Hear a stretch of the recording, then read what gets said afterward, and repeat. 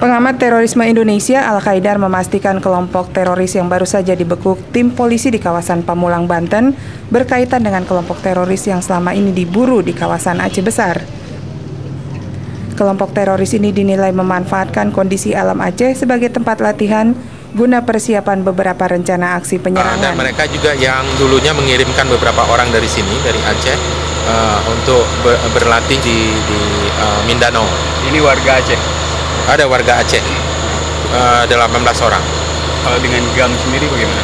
Tidak ada hubungannya. Target kelompok ini mereka menjadikan Aceh sebagai wilayah latihan, dan kemudian mereka menjadikan beberapa target di Selat Malaka, dan juga berdasarkan pembicaraan tahun 2006-2007 ya, itu mereka akan menyerang beberapa tempat orang asing. Tapi untuk saat sekarang kan orang-orang asingnya sudah tidak ada lagi di Aceh. Kelompok garis keras yang diduga mengadakan latihan militer di kawasan pegunungan Kabupaten Aceh Besar diperkirakan telah berada di Aceh sejak 2005, usai tsunami melanda Aceh. Kelompok ini melirik Aceh karena daerah ujung barat Indonesia ini memberlakukan syariat Islam. Tim Aceh Kita melaporkan untuk Aceh Kita TV.